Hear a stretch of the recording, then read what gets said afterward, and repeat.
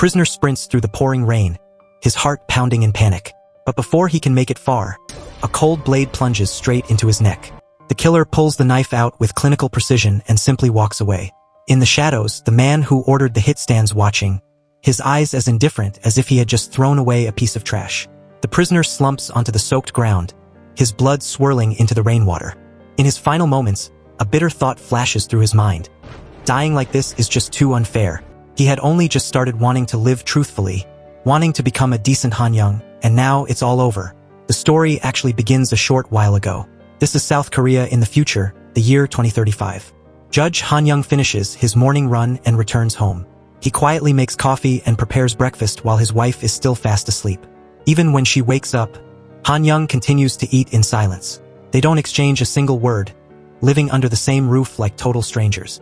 Minutes later, Han-young drives to his workplace, the Seoul Central District Court.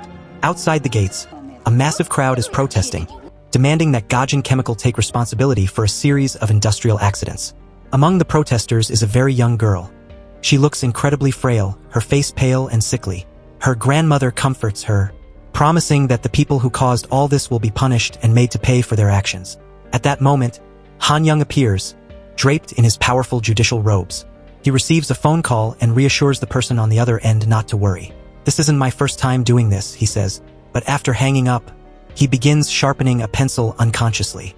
He seems deeply conflicted, and by the time he stops, the pencil has been whittled down to a tiny stub. Inside the courtroom, the lawyer for the victims argues that the toxic working environment caused 24 workers to develop leukemia and brain tumors. 9 of them have already passed away at a very young age. However, Gajin Chemical presents its own evidence, claiming that chemical levels were always within the safe range. It turns out that earlier, the CEO of Gajin Chemical had secretly met with Sincheol Han-young's father-in-law and the head of the powerful Hinal law firm, asking him to fix the case. Sincheol immediately called Han-young, ordering him to hand down a light sentence to protect Gajin. But what the father-in-law didn't know was that at that exact moment, Han-young was actually sitting right there with the Gajin CEO. Han-young laid out his own conditions. The court would dismiss the plaintiff's claims entirely, ensuring Gajin's reputation remained spotless. The price? 300 million won, paid in untraceable anonymous bonds. It was a clean deal with no paper trail. Back in the courtroom, Han-young dismisses the workers' lawsuit and declares the company innocent of all charges. The room explodes in a frenzy of rage. Upon hearing the verdict, the young girl vomits blood right there in court, while her grandmother screams in absolute despair. Han-young remains cold, simply telling his staff to handle it before walking out.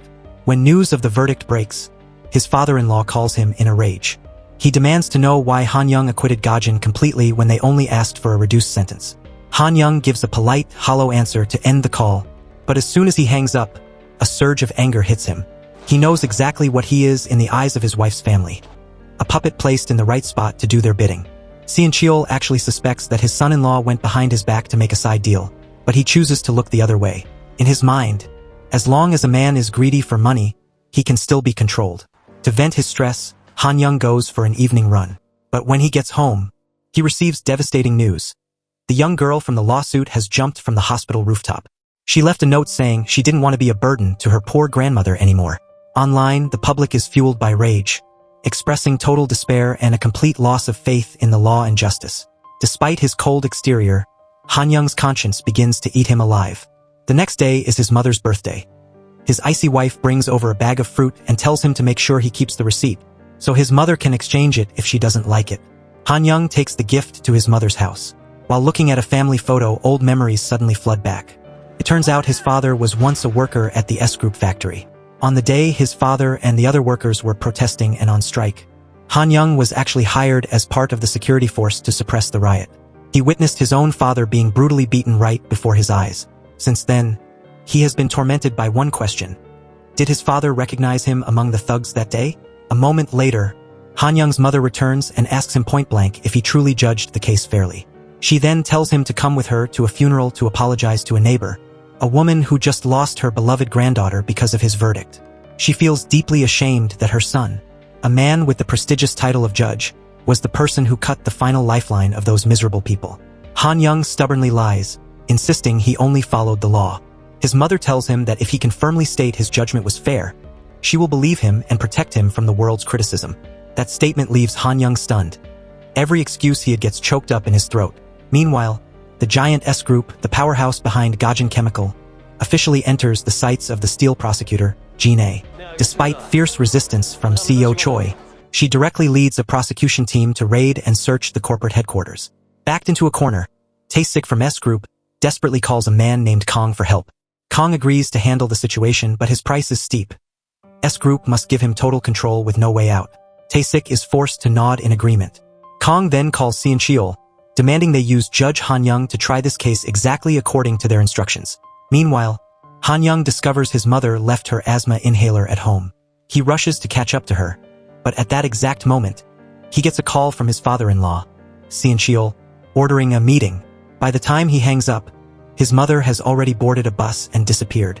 When Han-young arrives at the meeting, he realizes Tae-sik is already sitting there. At the same time, Han-young's mother arrives to pay her respects to the neighbor's unfortunate granddaughter.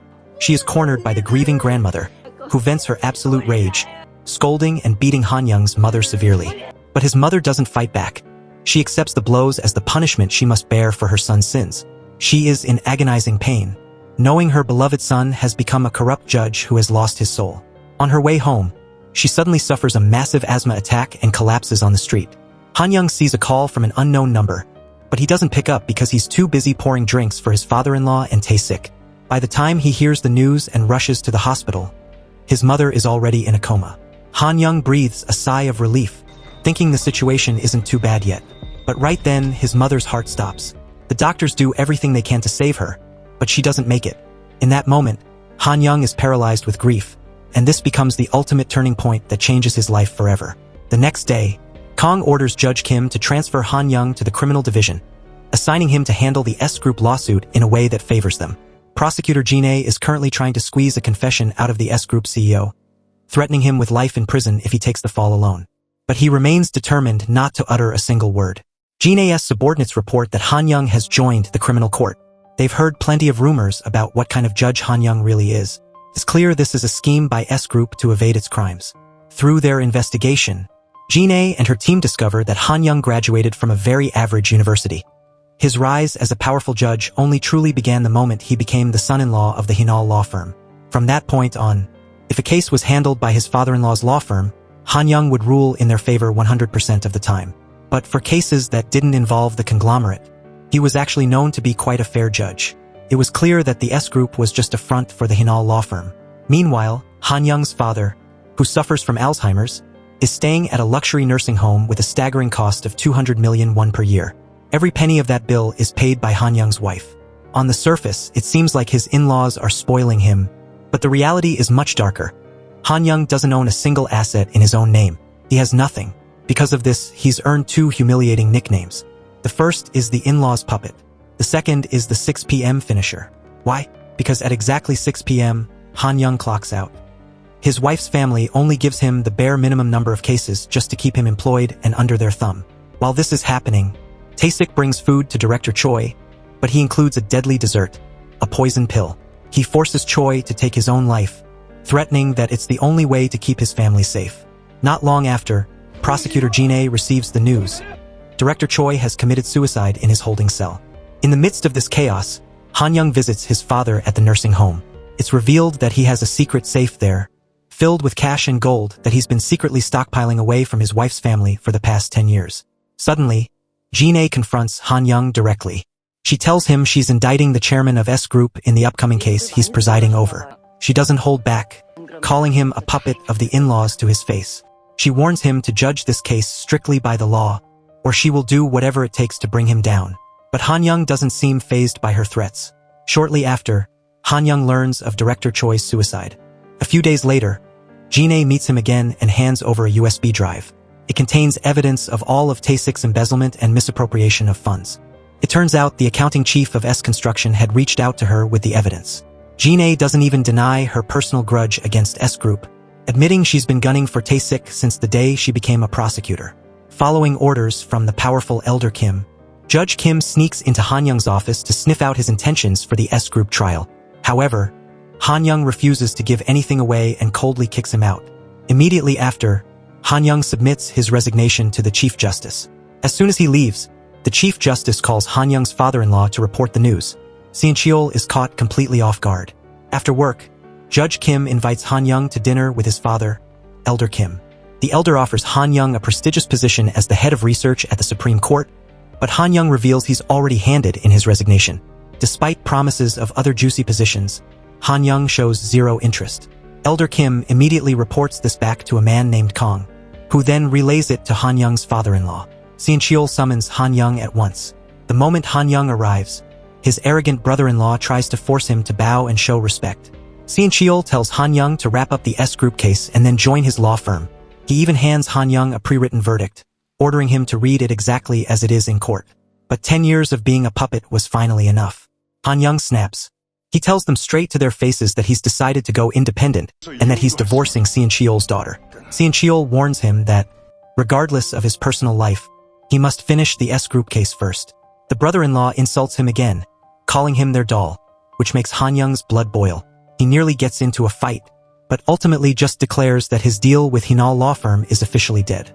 That night, Han Young tells his wife he wants a divorce, but she coldly refuses, telling him that they only divorce when she decides, and he can't even come home without her permission. Feeling like his life is falling apart, Han Young goes out to drink away his sorrows. He gets into a confrontation with 3 thugs and ends up being badly beaten. As he wanders the streets, bloodied and broken, he is haunted by the sins of the last 10 years, the victims of his unfair verdicts and the heartbreaking words his mother spoke before she died. In an instant, tears of deep regret stream down his cheeks. The day of the final judgment finally arrives. Exactly as planned, Tae-sik's lawyer pins all the blame on the deceased director Choi, claiming Tae-sik is completely innocent and had no involvement. Prosecutor Jin-ae, however, stands firm, asserting that Tae-sik was the mastermind behind the entire embezzlement and the creation of a massive slush fund over the last 10 years. She asks the court to sentence him to 6 years in prison and a fine of 12 billion won. Tae-sik sits there with a smug, confident smirk, fully expecting Han Young to declare him innocent. But this time, Han Young is determined to go all in. He stuns the entire room by sentencing Tae-sik to 10 years in prison and a 24 billion won fine, even harsher than what the prosecution requested. Tae-sik immediately loses his mind, erupting in rage right in the middle of the courtroom. Kong glares at Han Young with eyes like bullets before storming out in a fury. Jin-ae can't believe things went so smoothly. In reality, it took every ounce of Han Young's courage to pull off this explosive move. His father-in-law immediately calls to demand an explanation, but Han Young doesn't even bother to justify himself. When his wife calls next, he simply repeats his demand for a divorce.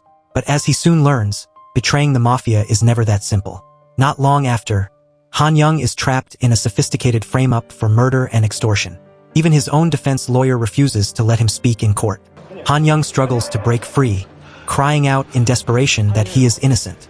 The story flashes back to a few days prior, when Han Young visited his mother's grave. He vividly remembered her final words. She had looked him in the eye and said, "If you are truly a fair judge, then state with total confidence that you have judged without bias." Now, Han Young can finally tell his mother that he judged S-Group fairly, but she is no longer of this world to witness him fixing his mistakes. Meanwhile, Tae-sik remains unbothered even after being sentenced to 10 years. He treats his time in prison like a short vacation and begins orchestrating a brutal plan to destroy Han Young using Kong as his weapon. By this point, Han Young has officially resigned. As he is packing his belongings in his office, a delivery person arrives. Just as he reaches for his wallet to pay, the delivery man lunges at him, choking him until he blackouts. When Han Young wakes up, he finds himself covered in blood, lying next to a murdered man. The murder weapon, Han Young's own pencil-sharpening knife. When he checks the victim's wallet, he realizes it's the CFO of S-Group, the very man who had leaked the evidence to prosecutor Jin-ae. Jin-ae tells him she's certain this is Tae-sik's retaliation. She tells him to stay put and that she'll come to handle the situation. But Han Young panics, changes his clothes, and flees the scene.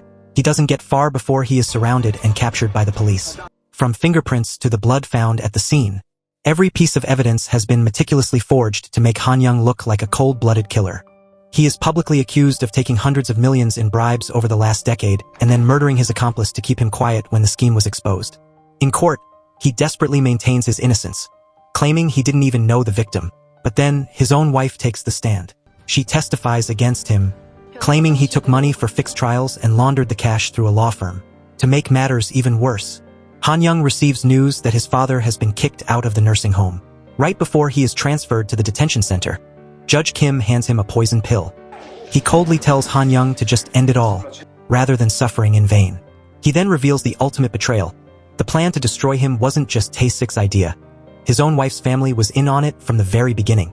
But that wasn't all. All of Han Young's gold and cash, which he had hidden in the safe at the nursing home, had been completely wiped out by Judge Kim. Kim had been harboring a deep jealousy toward Han Young for a very long time, and he finally saw this as his golden opportunity for revenge. Without hesitation, Han Young swallowed the poison and was rushed to the hospital in critical condition.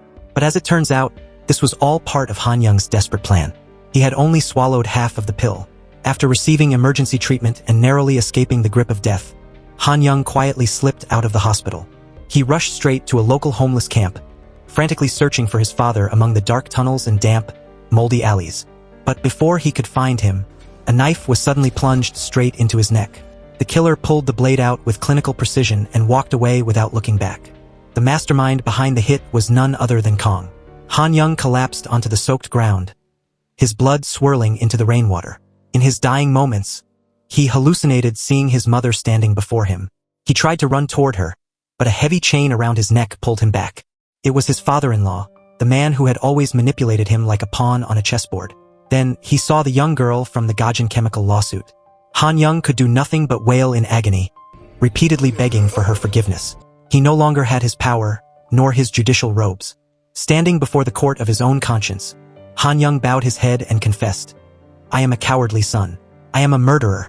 I am an accomplice to evil." And then, something unbelievable happened. Han Young suddenly found himself standing in the middle of the very first trial of his career. Was his brain replaying his life before death? The defendant in this case was a man named Sang-jin, who claimed he only broke into a house to steal food because he was starving. Han Young suddenly remembered something. He leaped from the judge's bench and lunged toward the man. "You bastard! You're going to get the death penalty!" he roared. He began howling with excitement, leaving the entire courtroom stunned. Everyone thought the judge had officially lost his mind. Feeling embarrassed, Han Young quietly retreated from the room. He figured he was about to be sent to heaven or hell anyway, but since he got to sentence that villain to death, he felt strangely refreshed.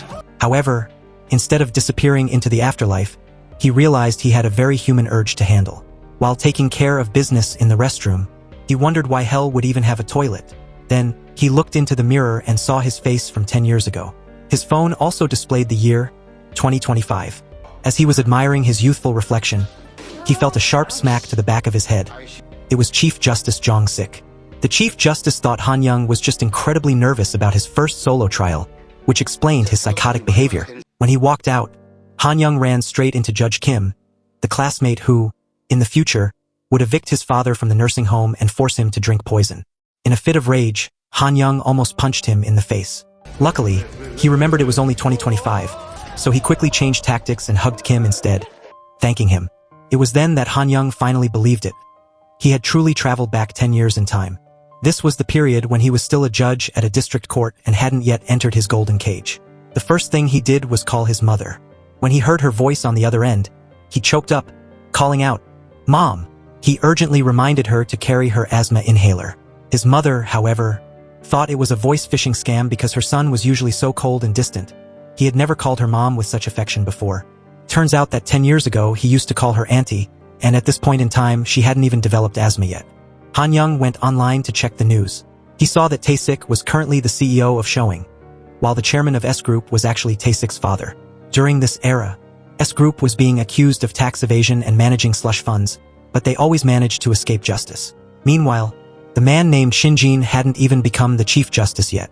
Han Young realized he had been given a second chance to redo his life and fix the mistakes of his time as a puppet. Since he was just starting out and didn't even have a car yet, he called his best friend, Jong-ho, to borrow an old, beat-up car to get around.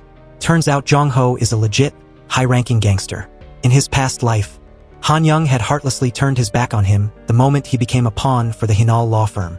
But this time, things are different. Han Young's next stop is the house of a man named Sang-jin. Here's the terrifying truth. Before being caught for petty theft, Sang-jin had actually murdered 3 people. In his previous life, Han Young was fooled by the man's pathetic, innocent act and let him off with a suspended sentence. That one mistake allowed a monster to walk free and kill again, a fact that haunted Han Young with nightmares every single night.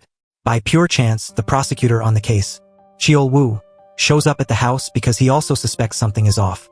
He has no idea why a judge is snooping around a thief's home, but his curiosity gets the best of him, and he follows Han Young inside. Once they're in, Han Young's memory of the future kicks in.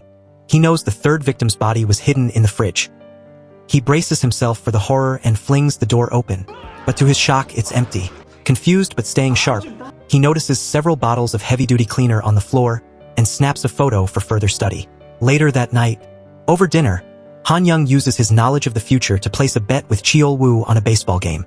He predicts, with eerie precision, that the Eagles will pull off a massive comeback win in the 11th inning. When it happens exactly as he said, Cheol-woo is left completely speechless. Han Young spends the rest of the night wide awake, obsessively reanalyzing every detail of the case. The next morning, Chief Justice Im calls Han Young in to remind him to keep the sentencing standard. Han Young plays along, promising to follow the rules.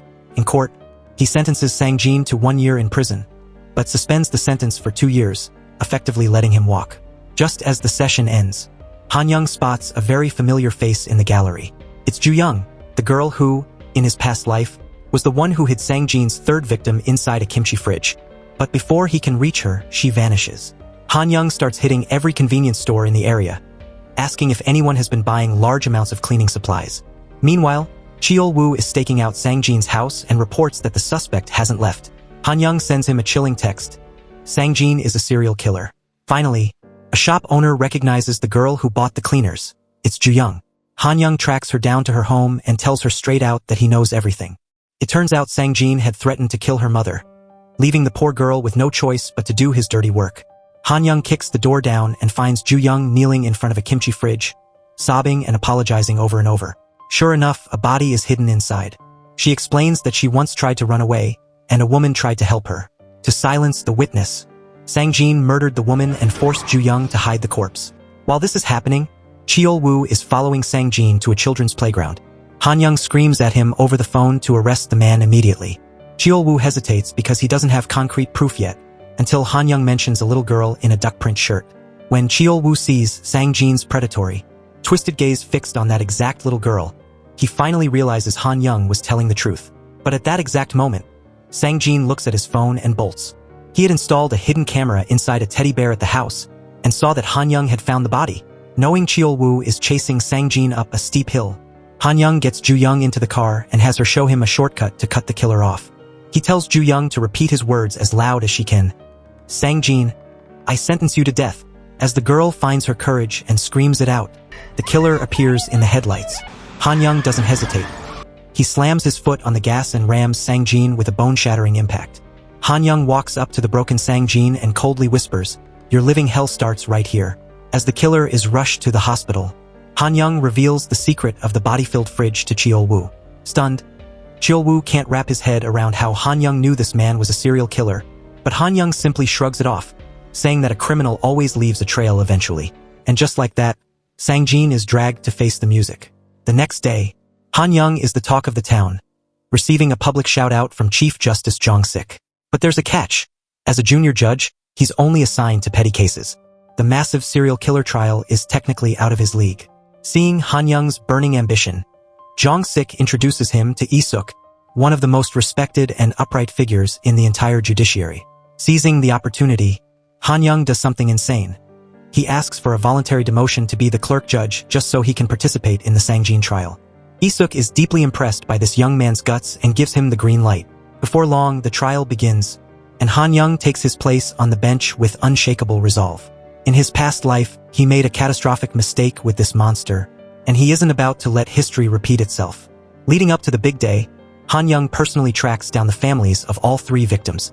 He invites them to the courtroom so they can witness the exact moment true justice is served. When the trial reaches its peak, Han Young ignores all formalities and steps down from the podium.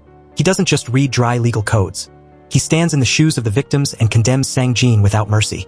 He declares that this verdict isn't just from a book, but from the bottom of the victims' families' hearts and the vengeful souls of those who were lost. Death penalty. As the words leave his lips, the room explodes. The audience erupts in applause, and the victims' families break down in tears of gratitude. Even the guards are so disgusted by Sang-jin that they push him out of his wheelchair in rage. Han Young's eyes well up. He has finally fixed the greatest sin of his past life. But the peace doesn't last long. After the trial, Han Young spots Judge Kim, his classmate and future traitor, servilely following a mysterious man. He tails them and realizes the man is a high-ranking criminal judge in Seoul. Digging deeper, he discovers the real puppet master pulling the strings.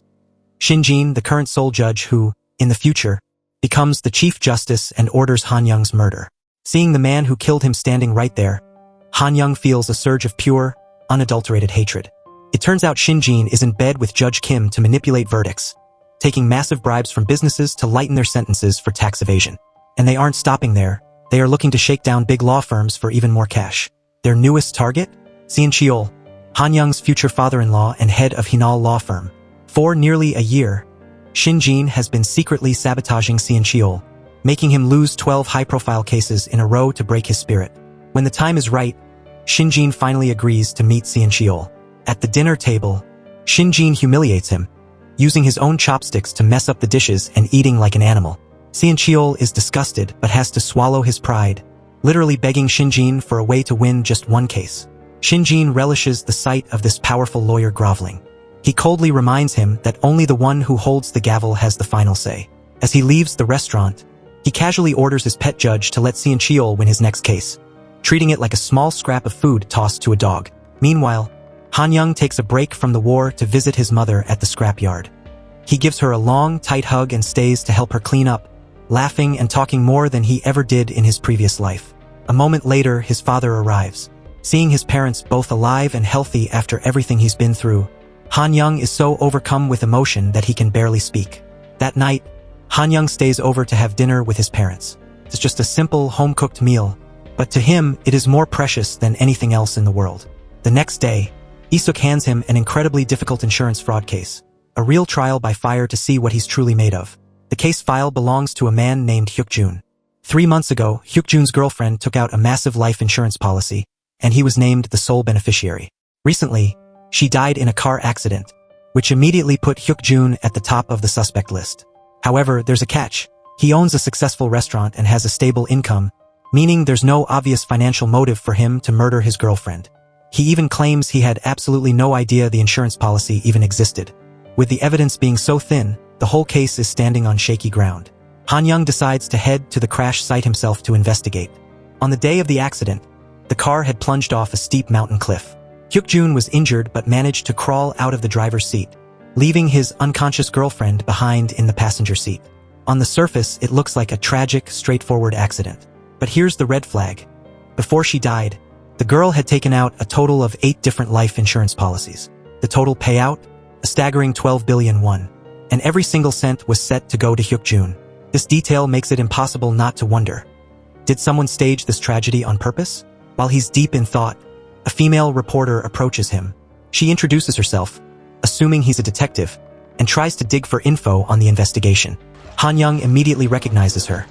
She's the same nosy reporter who hounded him for interviews for years in his past life. He gives her a few polite, vague answers and heads back to his parents' scrapyard. There, he sees a very familiar face, the elderly woman who frequently brings scrap metal to sell. The moment he sees her, Han-young's heart sinks. He can never forget that she is the grandmother of Na-young, the young girl who died in the chemical plant case. Because of his corrupt, soul-selling verdict in his previous life, this woman lost her only granddaughter. Han-young quietly makes a cup of coffee and offers it to her. With his eyes turning red with tears, he suddenly drops to his knees and bows his head, apologizing with everything he has. He doesn't explain why, but his voice is heavy with a lifetime of regret. On his way home from the scrapyard, Han-young spots Na-young herself, waiting by the road to walk home with her grandmother. In this timeline, she's still alive. Next year, she'll start high school, and she plans to find a job right after graduation so her grandmother doesn't have to work so hard anymore. The grandmother tells her she doesn't need to become a respected judge like Han-young. She just hopes her granddaughter can at least finish college. Han-young silently follows them from a distance, clutching a bag of healthy food. But he can't find the courage to step forward and give it to them. In the end, he just returns to his parents and tells them that the next time the old woman visits, they must make her some nutritious drinks on his behalf. Meanwhile, Seon Cheol, following a suggestion from the corrupt Shin-jin, reaches out to Chief Justice Jong-sik. He specifically asks to set up a blind date for the rising star judge Han-young with his youngest daughter, Se-hee. The meeting is set for 2 p.m., but Se-hee doesn't bother showing up until 3 o'clock. This is her signature move, making people wait for an hour to tame them and show them who's boss. However, When she finally strolls into the restaurant, she can't find Han Young anywhere. It turns out he's currently relaxing at a completely different cafe, with zero intention of showing up on time. In his past life, she did the exact same thing to him, and he's not falling for it again. Han Young calmly flips through the insurance case file. He remembers clearly that, in his previous life, Hyuk-jun was declared innocent, only for the truth to come out 3 years later when he was caught staging a second accident to kill another girlfriend. Only after Se-hee has arrived at the meeting spot does Han Young finally send her a text, casually mentioning that he might be running a little late. Furious, Se-hee bolts out of her seat and storms out of the restaurant. On her way out, she bumps into a waiter and stumbles, nearly falling, but Han Young suddenly appears and catches her from behind. Still boiling with rage, she starts taking out her anger on the waiter, but Han Young steps in to stop her. Infuriated by his interference, she immediately winds up and delivers a stinging slap across his face, screaming at him, asking who he thinks he is to make someone wait. Han Young remains perfectly calm. He coldly points out that her actions just now constitute criminal battery and that he could easily file a lawsuit. He warns her that if this news goes public, he certainly won't be the one who loses. With just a few sharp words, Han Young forces the spoiled socialite to turn around and apologize to the waiter. Although the incident ends there, the vendetta between the two has officially begun. Little did she know that a bystander in the restaurant caught the entire slap on camera and posted it online. Judge Kim happens to see the viral video and goes to find Han Young to dig for some info. Han Young doesn't hide anything. He frankly admits that he did indeed have a blind date with the daughter of the powerful law firm head. Hearing this, Judge Kim can't hide his feelings of inferiority and jealousy. He's been slaving away under the corrupt Shinjin for years without ever being promoted or valued. Meanwhile, his colleague Han Young is constantly being noticed by the higher-ups and is even being set up with a daughter from a high-status family. Han Young just gives him a light, playful jab and heads straight to the courtroom.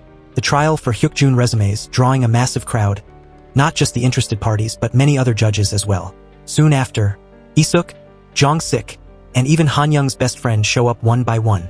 Everyone is curious to see how he'll handle this nearly impossible case. This time, the star witness is the victim's cousin, Jae-young, who is also the person who directly set up the insurance plan.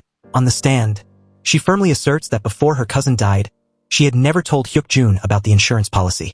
If the court accepts this testimony, it would erase Hyuk-jun's motive for a money-motivated murder, meaning there would be no basis for the charges, and he could walk free. However, since the cousin was the only one who knew about the insurance, she is the key link that needs a deep dive. Han Young demands to check the witness's phone. She can't refuse, but she only hands over her work phone. Immediately, Han Young demands her personal phone as well. She starts fumbling, claiming she lost it. At that exact second, a ringtone blares out from inside her handbag. The caller ID on the screen? None other than Judge Han Young himself. It turns out Han Young had already tracked down Ji-young's private number and called it right there in court as if he had known the truth all along. With her private phone ringing in the middle of the courtroom, Ji-young has no way to lie her way out and is forced to hand over the device. Right then and there, Han Young projects intimate photos of the defendant, Hyuk-jun, and the witness, Jae-young, onto the screen. Faced with this undeniable smoking gun, Hyuk-jun can no longer maintain his act. He breaks down, bows his head, and confesses everything. The shocking truth? He and Jae-young were the ones actually in a relationship. That night, Jae-young had introduced her boyfriend to her cousin because the two women were very close. All three of them were drinking together, but once Jae-young passed out at the table, Hyuk-jun and the cousin kept drinking. In their drunken state, the two of them ended up sleeping together. Soon after, the cousin confronts Hyuk-jun and drops a bombshell. She's pregnant. She shows him a positive pregnancy test and uses it to force him into an early marriage. Backed into a corner, Hyuk-jun is forced to break up with Jae-young, the woman he actually loves, to become the cousin's official boyfriend. However, he later discovers it was all a scam. She was never pregnant, and she used a fake test just to trap him. Driven by guilt and resentment, Hyuk-jun secretly reconnects with Jae-young, and the two resume their affair in the shadows. But a secret like that can't stay hidden forever, and the cousin soon finds out about their betrayal. Fueled by hatred for her lies, Hyuk-jun waits until she takes out a life insurance policy. While driving on a deserted road, he unbuckles her seatbelt, floors the accelerator, and plunges the car off a mountain cliff, staging a fatal accident. Han Young's success in cracking this case was partly thanks to the female reporter he met at the crash site. Since he is from the future, he knew that the cousin's private phone was the smoking gun. When the reporter mentioned she knew Jae-young, Han Young immediately asked for her private number, allowing him to pull off that dramatic phone call in court that left the witness with no defense. News of Han Young's rising fame eventually reaches the corrupt Shinjin, who decides to attend a hearing in person. Watching the proceedings, Shinjin senses something abnormal. It was as if Han Young already knew about the existence of the secret phone and the outcome of the trial before it even began. Thanks to his brilliant performance, Isuk respects Han Young even more. He is about to be promoted to the Seoul Court as a Supreme Court Justice and wants to bring Han Young with him. However, Han Young remembers clearly that in his past life, the judiciary was soon swallowed by a storm of reform, and even an upright man like Isuk couldn't escape the fallout. Not wanting a righteous man to fall, Han Young flatly refuses the invitation. He even resolves to prevent Isuk from becoming a Supreme Court Justice because Shinjin has long viewed Isuk as a thorn in his side. The enemy of my enemy is my friend. Han Young chooses to stand by Isuk, teaming up to take Shinjin down one step at a time.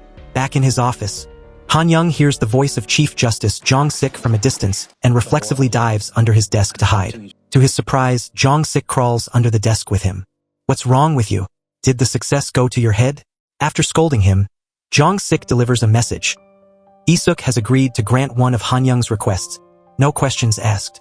As soon as Jong-sik leaves, Han Young gets a distress call from the reporter, Nayeon. Her father, a security guard at the palace complex, has been falsely accused of theft. Nayeon knows nothing about the law and turns to Han Young for help. Hearing the name Palace, Han Young immediately recalls a case from his past life. The home of Director Lee from a major hospital was broken into, and a secret ledger hidden in a safe vanished. Meanwhile, Director Lee is in a panic, calling Shinjin because that ledger contains earth-shattering secrets about the most powerful people in the country. Shinjin immediately orders an assassin to find that ledger at any cost. Han Young arrives at the palace and quickly spots a suspicious figure lingering nearby. He follows Nayeon to the equipment room, where her father is being surrounded and interrogated by a group of guards who are trying to pin the theft on him. Han Young walks in and uses his legal knowledge to shut them down. When the head of security tries to argue, claiming he has his own lawyer, Han Young fires back with ice-cold authority. In court, a judge stands above both lawyers and prosecutors. There is only one law, and the final verdict is mine. Stunned by his power, the entire group of guards immediately begins to beg for mercy. Thanks to his intervention, Han Young successfully rescues Nayeon and her father. Afterward, he tracks down his best friend, Jong Ho, asking him to use his underworld connections to find the person who broke into the palace complex.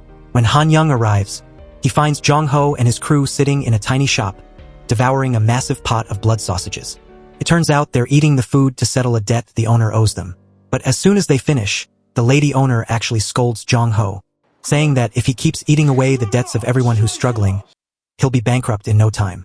As it turns out, despite his terrifying appearance, Jong Ho is a loan shark with a heart of gold. He genuinely cares for the poor merchants in the market.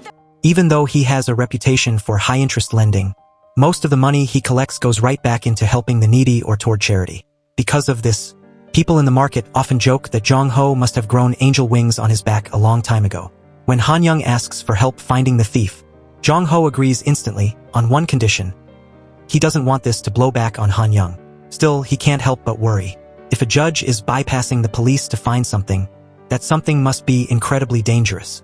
Luckily, Jong Ho knows every low-level thief in the area like the back of his hand. Jong Ho's loyalty makes Han Young flash back to his original life. His father was a man so honest that he was constantly being scammed, leaving the family in crushing poverty.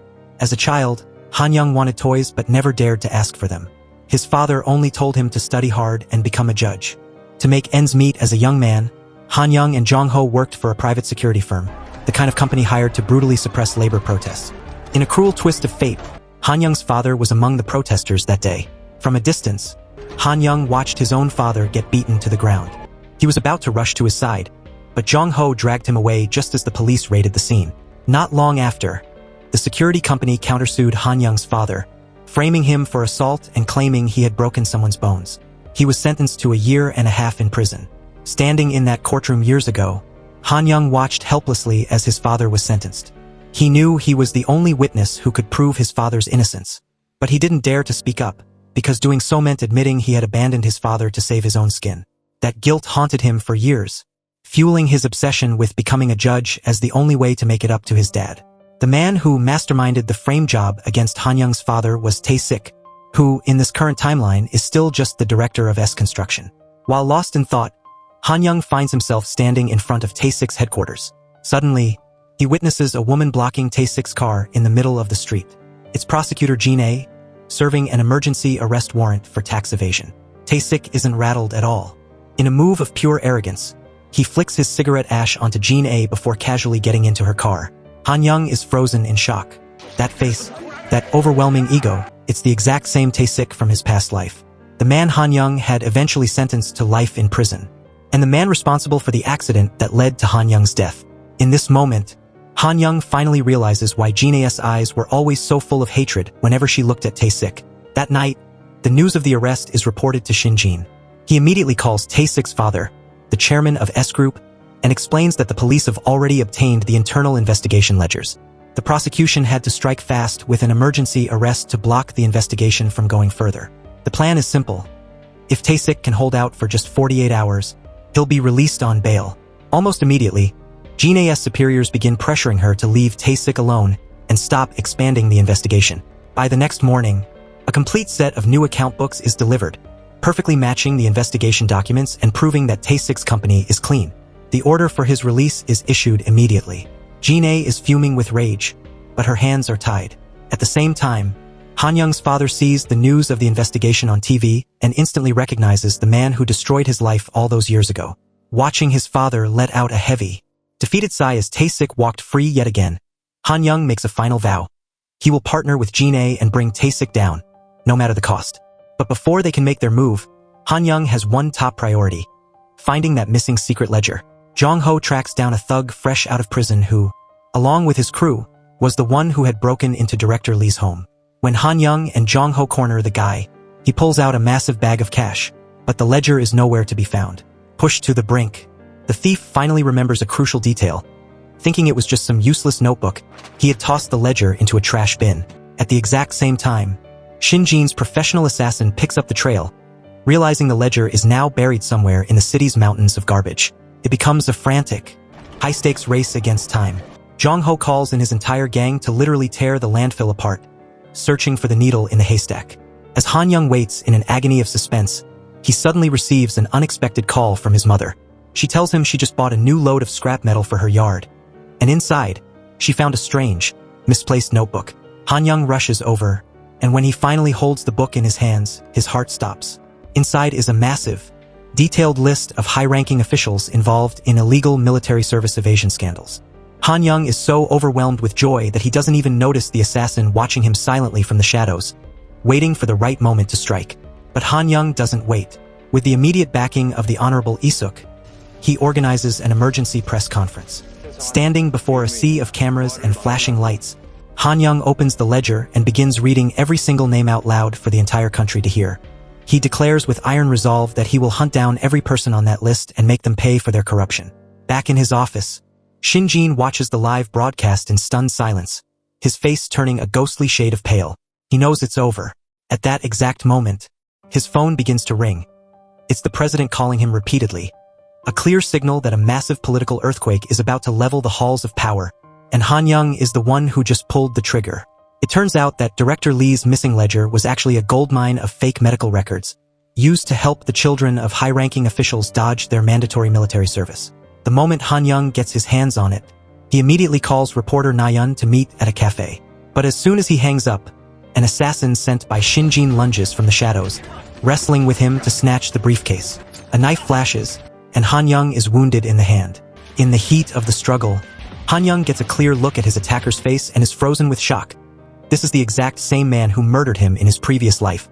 Seizing a moment of the assassin's hesitation, Han Young knocks the knife away and kicks the briefcase in the opposite direction as a decoy. As the killer lunges for it, Han Young quickly reels the case back in, hops into his car, and peels away. At that moment, he confirms his suspicion. The mastermind behind the ledger is none other than Chief Justice Shin-jin. Without losing a second, Han Young meets Na-yeon and has her photograph every single page of the ledger as a backup. He warns her that if the list isn't fully published for any reason, she must be the one to expose the truth. Just after leaving her, Han Young gets a call for a private meeting from criminal judge Jin Han. Meanwhile, the assassin reports back to Shin-jin that Han Young found the ledger at a scrapyard, specifically, the one owned by Han Young's own family. Shin-jin pauses, deep in thought, and orders a temporary retreat. He wants to see if he can actually recruit Han Young instead of killing him. Following Shinjin's orders, Judge Jin Han approaches Han Young with a tempting offer, a transfer to the prestigious Seoul court in exchange for the ledger. But Han Young remembers his past life. He remembers being a slave to power and the tragic end it brought him. He flatly refuses. Instead, he hands the ledger over to Isuk, trusting that a man of his integrity will protect it. When Judge Kim reports that Han Young won't budge, Shinjin's headache grows, but he still orders them to keep trying to pull him over to their side. Soon after, Shinjin follows a former president to a clandestine meeting where the country's most powerful figures are secretly shifting the gears of power. There, lawmaker Gu is appointed as the new Minister of Justice. After the meeting, the former president hands Shinjin a list containing confidential information on everyone in attendance, ordering him to use it well. The next day, Isuk leads Han Young into a high-profile press conference. In front of a sea of cameras, Han Young reads every name in the ledger. When a furious Judge Kim later corners him to demand answers, Han Young is ready with a perfect cover story. He claims he noticed a former law school classmate on the list, someone who used to mock his family's scrapyard business. He tells Kim he only released the list as a petty act of personal revenge, and the rest of the names just came along for the ride. This petty excuse is so believable that Kim buys it hook, line, and sinker, reporting it back to Shinjin. Shinjin now believes that Han Young isn't a loyal follower of Isuk after all. He just used Isuk to get his revenge. This makes Shinjin even more eager to recruit Han Young, though he tells Kim to give him a stern warning to keep him obedient. Later, the former president berates Shinjin mercilessly. It turns out that the USB Shinjin submitted only contained half the list. He had tried to hoard the other half for his own leverage, but his scheme was exposed. In a fit of rage, the former president stabs Shinjin repeatedly with a pen. Seeing that Shinjin is still useful, he spares his life but leaves him with a chilling warning. He must properly prepare for Lawmaker Gu's upcoming confirmation hearing. Lawmaker Gu makes no effort to hide his contempt for Shinjin, openly mocking him for growing up in a red light district. Shinjin swallows the humiliation, but inside, his hunger for power burns more fiercely than ever. To eliminate any loose ends, Shinjin orders his assassin to kill Director Lee. At the hospital, the assassin drags Lee to the rooftop, forces a fake suicide note, where Lee takes the blame for everything, and pushes him off the edge. Han Young secretly laments the fact that Shinjin was able to cut off his own weakness so efficiently. On the flip side, because Isuk was the one who exposed the ledger, his path to the Supreme Court is now completely dead. Meanwhile, Jong-sik complains to Han Young that he thought they were moving to Seoul, so his wife already sold their house. Now he has no idea how to break the bad news to her. While Jong-sik is outside calling his wife, he is suddenly struck by a motorcycle. Han Young rushes to his aid, but the motorcycle turns around and charges at them again. Han Young sees clearly that the rider is the assassin, and he immediately realizes this is a direct warning from Shinjin because of the ledger. At the hospital, Jong-sik mentions that the rider looked familiar, as if he were a former defendant Jong-sik had once sentenced. Soon after, Chief Justice Shinjin calls for a private meeting with Han Young. Sensing that Shinjin finally recognizes his value, Han Young agrees immediately. Shinjin fakes praise for Han Young's role in exposing the ledger, claiming he was just waiting for the right moment to act. Han Young recalls an interview from his past life where Shinjin claimed to be an orphan from poverty. He strategically plays along, telling a fake story about his own poor upbringing and how his friends looked down on him. As expected, Shinjin seems deeply empathetic. Han Young takes it a step further, faking a sneer at Isuk for being too obsessed with a noble reputation, which ruined his career. He claims that he, however, knows how to use people to climb the ladder.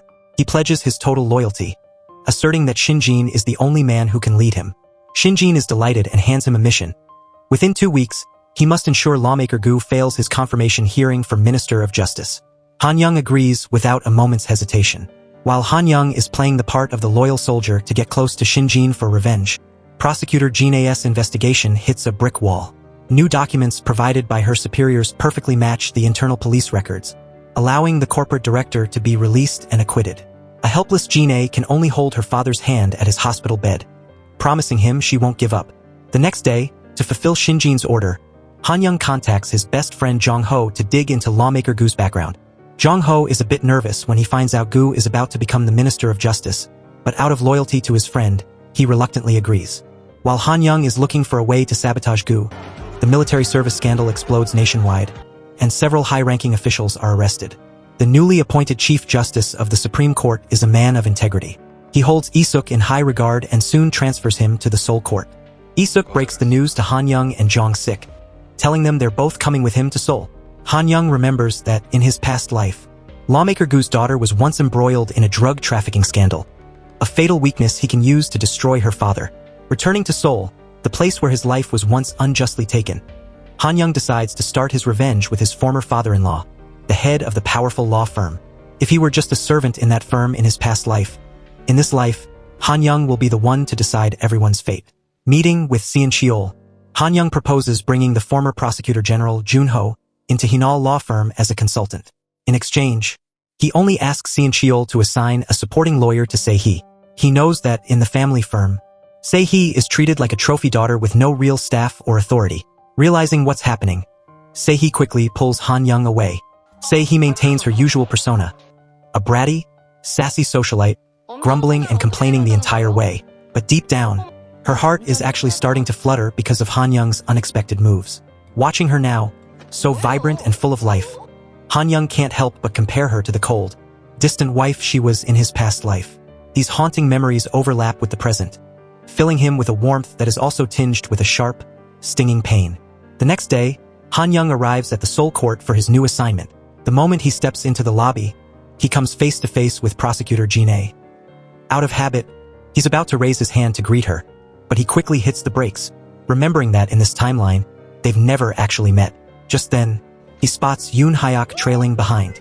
Han Young turns and greets his friend instead. As it turns out, Yoon Hyuk was also transferred to the Seoul court by Shin Jin under the guise of support, but his real job is to act as a spy and keep a close eye on Han Young. After the greeting, Han Young goes straight to Shin Jin's office. He proposes a cutthroat plan: use the former prosecutor general Jun Ho to trap Lawmaker Gu. He points out that both Jun Ho's son and Lawmaker Gu's daughter are drug addicts, and they can strike at Gu's daughter right here in Korea first. Shin Jin listens, nodding with a look of pure admiration in his eyes. When he asks Han Young what he wants in return, Han Young says he wants Jun Ho to become a consultant for the law firm, which will help Han Young step by step to become Seon Cheol's son-in-law. Shin Jin loves the idea, completely buying into Han Young's ambitious social climber act. As Han Young leaves the office, he's spotted by Jong Sik. Jong Sik freezes, his mind racing with suspicion. Why on earth is Han Young associated with the notorious Shin Jin? And whose side is he actually on? Just moments ago, Jong Sik and Isuk had called a meeting for all the presiding judges, but every single judge there took orders from Shin Jin. They didn't even try to hide their contempt for Isuk, who had just taken office. Jong Sik decides he needs to confront Han Young and demand answers, but before he can, he's interrupted by a call from Isuk. Isuk summons both Jong Sik and Han Young for a meeting. This time, he hands Han Young a massive case that's currently shocking the public: the sinkhole case. It's a political landmine involving urban planning, interest groups, and overlapping layers of administrative negligence. Even though it's a nightmare case, Han Young accepts it immediately. He already knows from Jong Ho's intel that Lawmaker Gu is secretly in bed with the district chief of that area. This sinkhole is the perfect opportunity to dig up the dirt and take Gu down. As he leaves, Han Young calls Se-hee to meet. He needs to discuss the next steps of the plan involving Jun Ho. While waiting for her, he quietly sifts through his memories of the sinkhole. In his past life, a road had suddenly collapsed into a massive, gaping hole, swallowing a car and killing the driver instantly. Many others were severely injured, sending shockwaves through the country. The investigation eventually proved it was caused by a construction company cutting corners and embezzling materials. The kicker? The real owner behind that construction firm was none other than the district chief himself. Not long after, the prosecution indicted the chief. But strangely, from the second trial onward, he somehow won every single civil lawsuit related to the casualties from the sinkhole. Back in the present, Yoon Hyuk can't hide his joy at seeing Han Young get stuck with such a difficult, career-ending case. But a second later, his face drops and he turns sour with jealousy when he sees a beautiful woman, Se-hee, approaching Han Young. Han Young shifts his plan into high gear. He asks Se-hee to contact her law firm's U.S. branch to investigate the former prosecutor general Jun Ho's son, specifically looking for evidence of drug use. Meanwhile, Han Young sends his muscle, Jong Ho, to the high-end nightclub that Lawmaker Gu's daughter frequents. Jong Ho goes undercover, tailing her into a private room where he catches her red-handed using illegal substances. He captures everything on high-definition video and photos, undeniable proof. The moment he has the visuals, Han Young sends them to Jun Ho with a cryptic, chilling message: "Your son in America and Lawmaker Gu's daughter are both chasing the same high." Immediately after hitting send, Han Young demands a face-to-face meeting. At the meeting, Han Young takes the physical evidence from Jong Ho and slams it onto the table right in front of Jun Ho. He demands an emergency arrest warrant for Gu's daughter. When Jun Ho hesitates, Han Young gives Se-hee the signal. Right there in the room, she puts her US lawyer on speakerphone. The lawyer confirms that just last night, they captured photos of Jun Ho's son using drugs. Hearing this, Jun Ho turns ghost white. He realizes he's been backed into a corner and finally accepts Han Young's demands. But Han Young isn't finished. He pushes even further, presenting evidence of lawmaker Gu taking bribes and ordering Jun Ho to use this drug scandal as the fuse to blow Gu's entire career apart.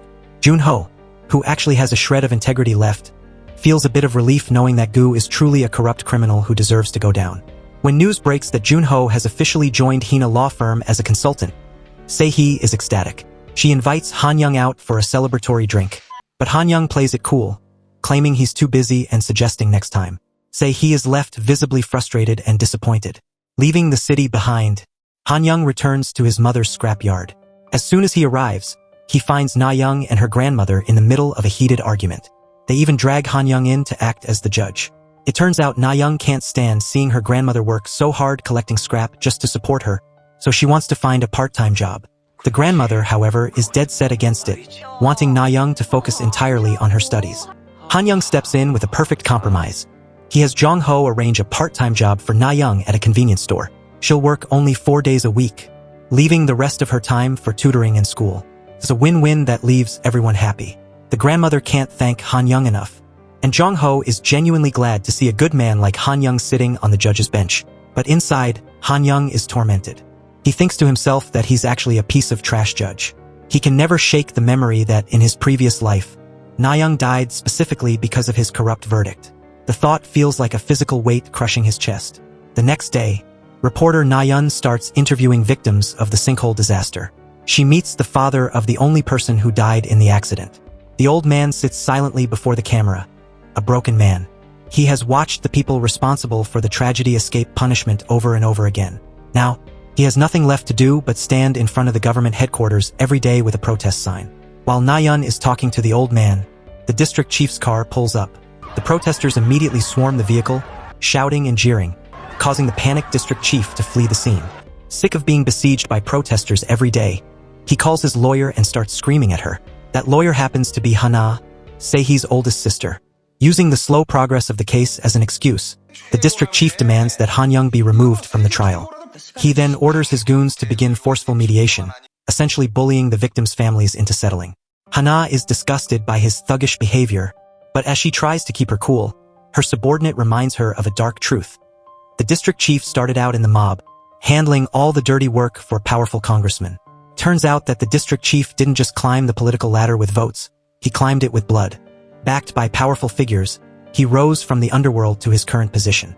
Hana, Se-hee's older sister, immediately realizes his endgame. He's not just forcing a settlement. He's setting a trap to create a violent conflict with the grieving families. He wants to flip the public narrative and blame the victims for the chaos. Hana asks Se-hee to secure a favorable ruling from Han Young to protect their law firm's interests and stop the chief's reckless plan. Meanwhile, Se-hee is losing her mind waiting for Han Young to call. He keeps playing the maybe next time card, and she's had enough. Using the case as an excuse, she corners Han Young and forces him to go to dinner with her. But just as they are together, the reporter Na Young shows up. She wants to talk to Han Young privately about the sinkhole victims. Se-hee's jealousy flares up instantly. She clings tightly to Han Young's arm as if staking a claim, then casually drops a bombshell. Her family's law firm is defending the district chief. Na Young, seeing their intimacy and hearing that news, immediately assumes Han Young has sold his soul to the corrupt chief. She leaves in a fit of disappointment. Before she goes, Han Young warns Se-hee to stay far away from the sinkhole case. He tells her to tell her sister that both the district chief and the congressman backing him are going to be arrested sooner or later. However, the airhead Se-hee gives a vague report to Hana, simply saying she discussed it with Han Young. This leads Hana to believe Han Young is now on their side and will help them win. Han Young chases after Na Young to warn her that the district chief is a dangerous former gangster, but she's too hurt and disillusioned to listen. Han Young then recalls a news report from his past life. Na Young was once brutally beaten while visiting a victim's home. He immediately calls Jong Ho to head to the scene for backup. At the victim's house, the chief's thugs are terrorizing the parents of the deceased. One thug sneers with pure malice, telling them that their son's death was actually karma that cleared their own bad luck. Enraged, the old father grabs a knife, but the thug just laughs and dares the old man to stab him. Suddenly, the mother cracks a heavy object over the thug's head, drawing blood. The thug isn't scared, he's happy. He now has leverage.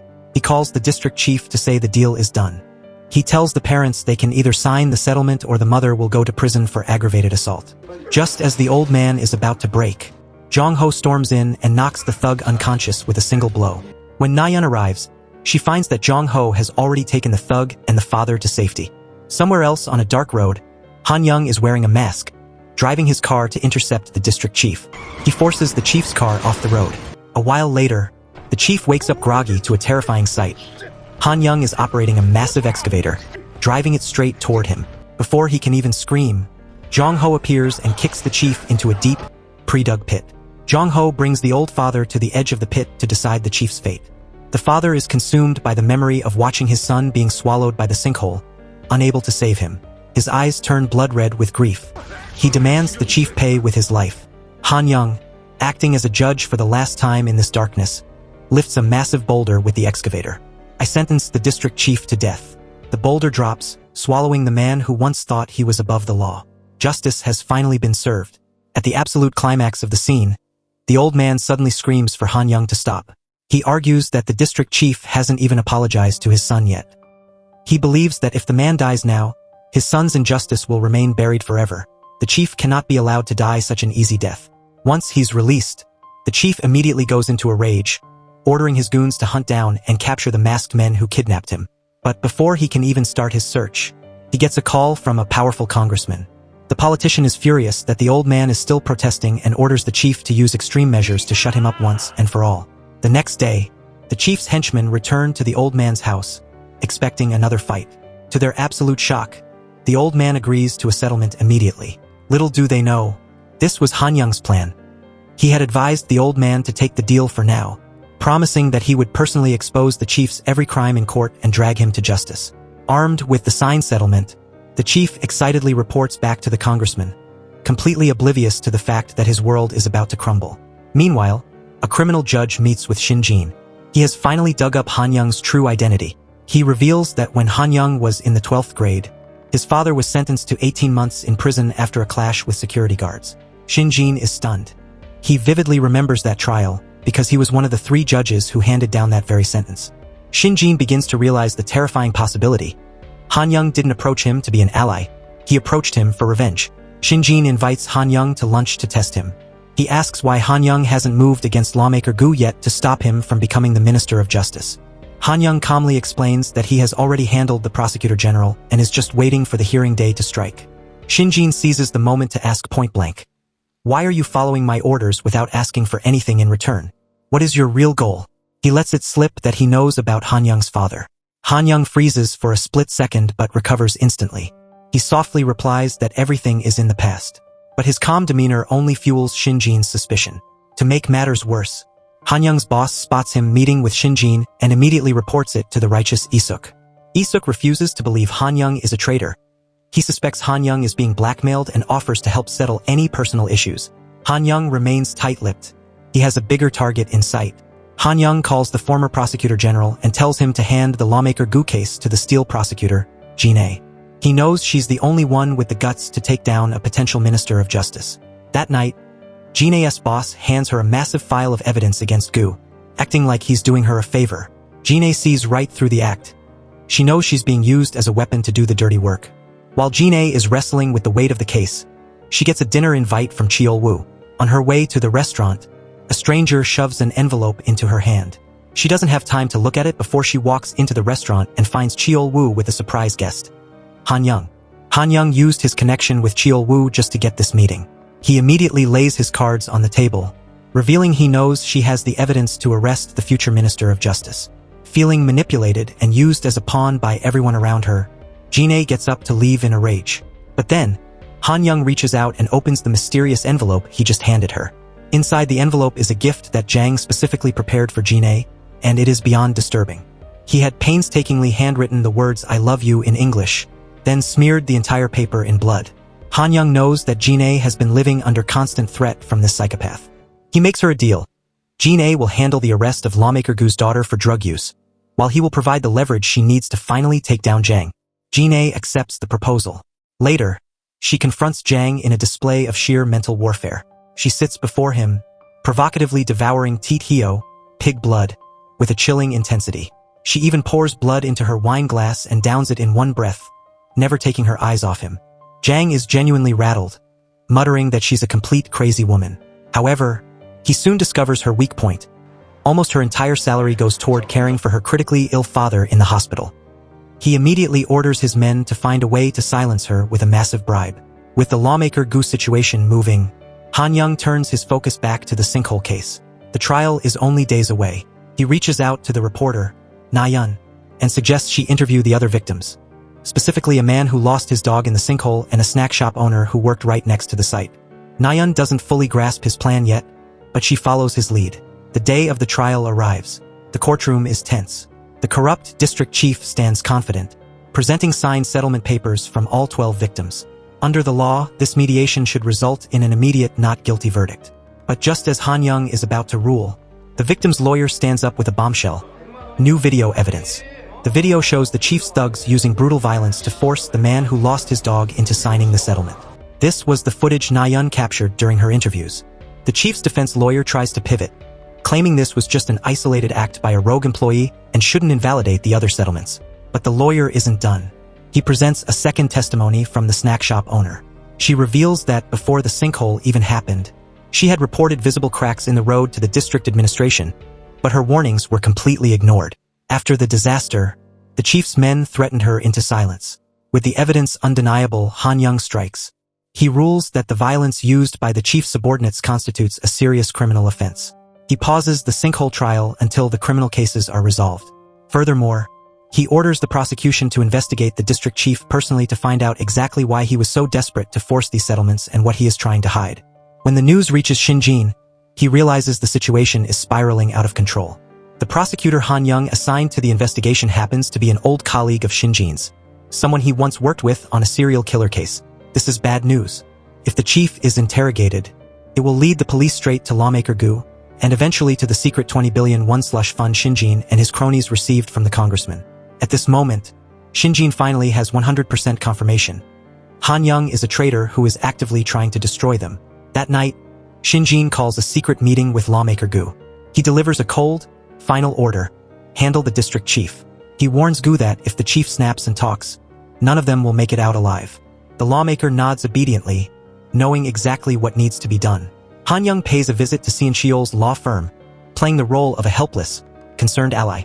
He sighs and tells Xianqiol that the public pressure was so intense he had no choice but to show the footage of the victims being threatened in court. He warns Xianqiol that if he had suppressed the evidence, the media would have immediately suspected the shady connection between the judge and the law firm. Then, he drops the real bomb. The district chief's secret bribe scandal is about to be exposed to the light. Han Young subtly suggests that if the law firm cuts ties with the chief now, they can avoid being dragged down with him. Xianqiol, falling for the act, thanks Han Young for the heads up, and his anger over the sinkhole case completely vanishes. After leaving the office, Han Young takes Seihi out for beef tripe. He casually mentions that he once brought someone familiar to this very spot. Seihi's jealousy flares up instantly, and she demands to know if it was a girl. Han Young remains silent, leaving her fuming.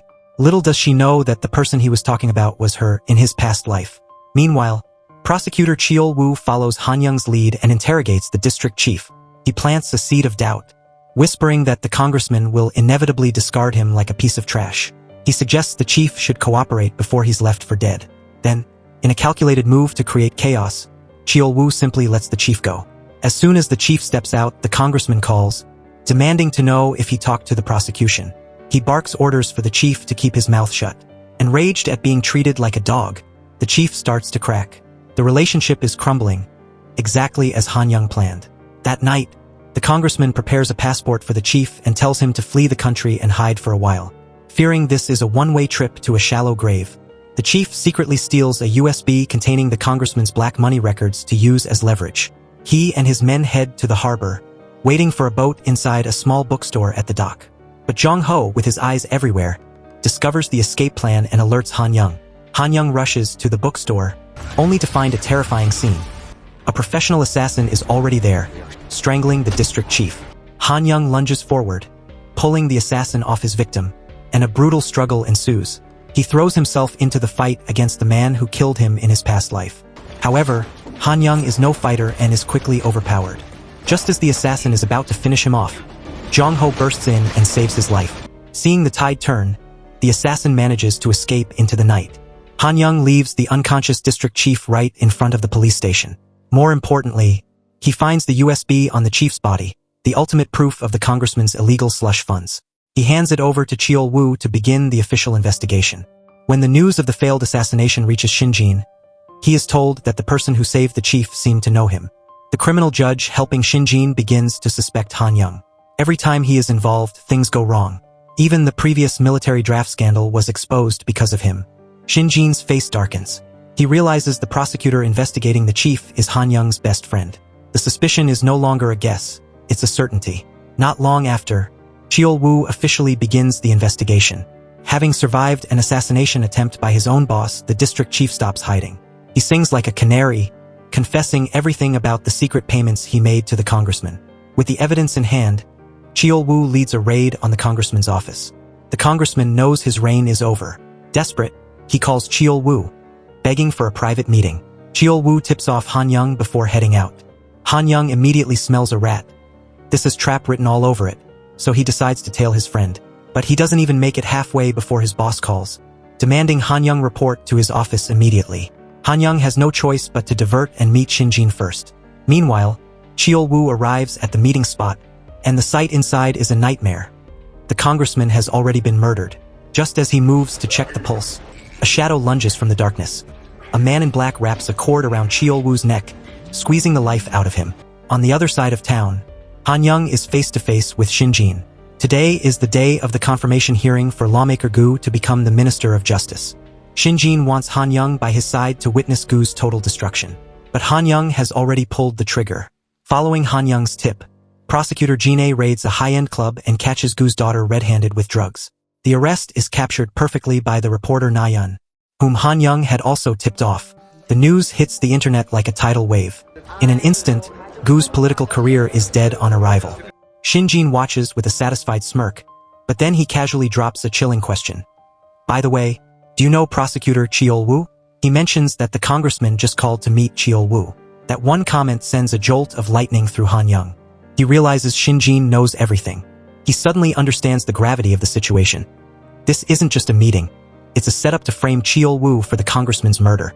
While Han Young's mind is racing to find a way to save his friend, Shinjin turns the heat up. He demands to know Han Young's true motive for getting close to him. Han Young's brain works at 100 miles per hour. He blabs out a lie. His goal is to destroy a man named Huang, the judge who presided over his father's case years ago. He claims he's using Shinjin's power for personal revenge, to fully erase Shinjin's suspicion. Han Young cleverly mentions that he knows Shinjin was also an associate judge on that case, but as a subordinate, he had no power to change Huang's verdict. This strokes Shinjin's ego perfectly. He buys it. He makes a call to his assassin to stand down, then leads Han Young to a secret restaurant for a victory meal. This isn't just any restaurant. It's the place where Shinjin conducts his most shadow-shrouded political deals. He usually only brings his most trusted inner circle here. Shinjin introduces Han Young to the owner, a woman who turns out to be the Kizayang, brothel hostess, who took him in when he was a starving orphan wandering the streets. By sharing this vulnerable backstory, Shinjin is trying to bind Han Young to him. He then drops some inside info. The Chief Justice of the Supreme Court is about to be replaced. Once the dust settles, he promises to hand Judge Huang over to Han Young to do with as he pleases.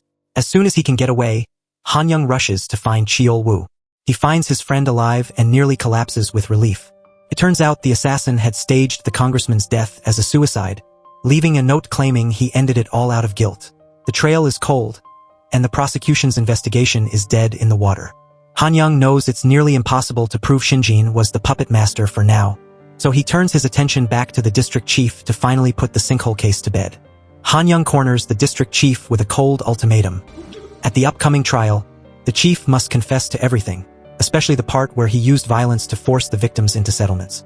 If he refuses, Han Young threatens to leak the records of the chief managing the congressman's black money. Han Young makes it clear. Once that secret is out, the powerful figures backing the congressman will hunt the chief down and silence him forever. Understanding the gravity of the situation, the terrified chief agrees to every single demand. When the sinkhole case finally reaches its verdict, the gavel drops hard. The district chief is sentenced to 10 years in prison. His construction company is also exposed for massive embezzlement and systemic bribery. As the news spreads, citizens gather at the site of the sinkhole to hold a spontaneous memorial for the lost souls. Justice has been served, the villains are punished, and the old father who lost his son finally finds a sense of peace. But as one fire is put out, another is ignited. Inside a heavily guarded secret villa, the shadow cabinet led by the former president is meeting to choose the next chief justice. Shin Jin, playing the ultimate kingmaker, nominates Judge Huang as the successor. The former president gives his silent approval. As the meeting breaks, lawmaker Gu, who has lost everything, is found groveling on the floor, waiting for the former president to emerge. Shin Jin walks up to him with a look of pure disgust. He tells Gu that his daughter will be released with a suspended sentence. But in exchange, Gu must abandon all political ambitions.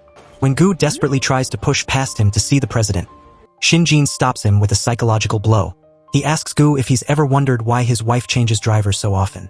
He throws a stack of photos onto the floor, intimate, scandalous pictures of Gu's wife with various drivers. Shin Jin then pulls out the very pen Gu once used to humiliate him and presses it into Gu's face. He tells Gu he is now a dog. He will bark when told and go where he is sent. Only then will his family and his seat in Congress be protected. With a chilling laugh, Shin Jin leaves him broken on the ground.